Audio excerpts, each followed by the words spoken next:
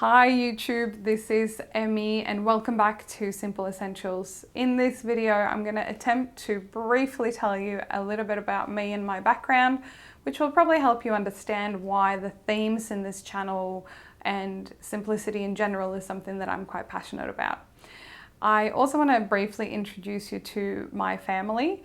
This YouTube channel is my passion project or my creative project, so you'll probably see some of them in the background, but it'll be sort of their choice, well, to some extent. So let me get to it.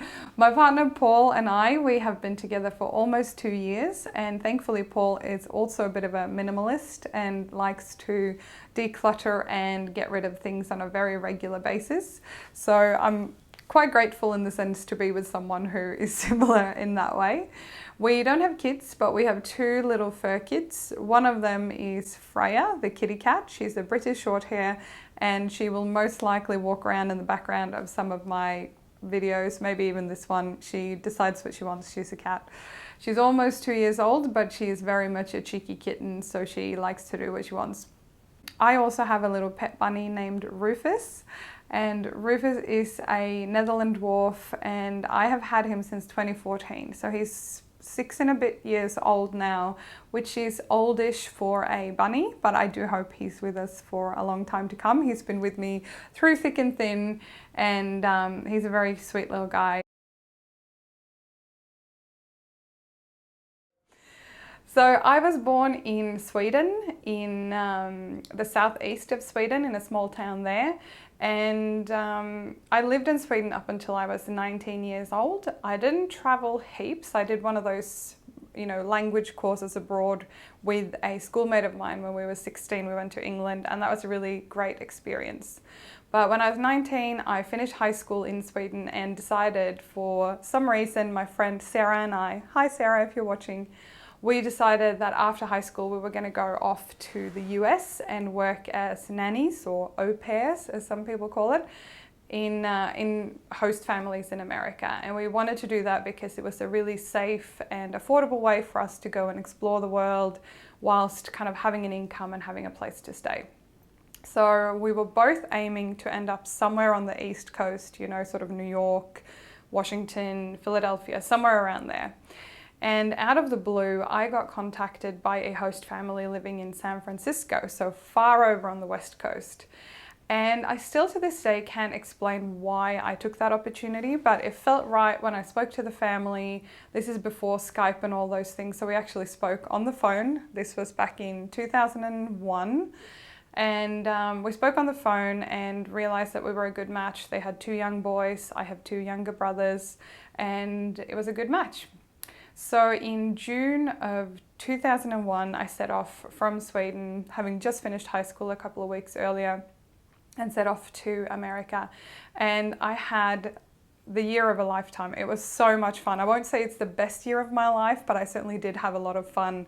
Met friends from all over the world, other Swedes randomly on the other side of the globe, Germans, American friends, you name it. We had a great time. We did a lot of road trips, and my friend Sarah and I ended up finishing that year. She actually did go to the East Coast, by the way, and she ended up flying over to me, and we finished that year with an epic trip from all the way down the West Coast, from San Francisco across all the southern states by bus. Not the most comfortable thing, I wouldn't recommend that. And then up the East Coast and flying home from New York. And in many ways, I think that year of being away, not necessarily in America, but being away, really triggered something in me, really sparked something in me. So I came back to Sweden and I worked for a year or so, took a bit of a gap year, started to study at uni in Sweden, and picked political science because I've always been interested in people and structures and systems and how people behave in groups, etc. So I studied political science, communication and international relations in Sweden, and really, really enjoyed that university experience. I did also study abroad for a semester in England at Leeds University because I really enjoyed the fact that through my school they would let you do kind of a study exchange, and it was quite affordable and very supported. So that was a great experience. During that time, done a lot of traveling. I have lots of beautiful friends who like to travel too. So we did some big trips in Asia and Europe, and a lot of weekend trips as well, because when you live in Europe, everything is so close compared to Australia, but I'll get to that. And so I finished uni, and my partner at the time, who was also Swedish, was actually living in the UK and working there. So I had a bit of a choice if I was going to continue the long distance relationship with my partner. We'd been together for 7 years at that point, so it's quite a long time. And I actually decided to, rather than getting a job in Sweden, I went over and joined him in England. And our relationship didn't last too much longer after I moved there, but I really loved the experience of living in England. So even after our relationship ended, I ended up staying in England for a few years and working there. And then randomly in 2009, a good friend of mine, Sophia, hi Sophia if you're watching this, she was also working in England. She's Greek, but she was working in England, and we started talking about traveling.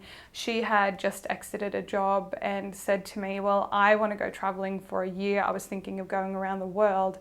Would you like to come?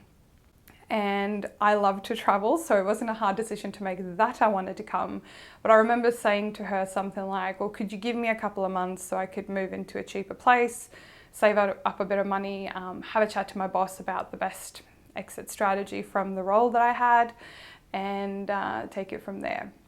And long story short, in January of 2010, we set out. We had a 1 year, 12-month around the world ticket that was going to take us from England via Southeast Asia, Australia and New Zealand over to the US, and then back to Europe, and then we were going to like grow up and do that whole thing. We're actually born the same year, so that was helpful that both of us were like old for being backpackers.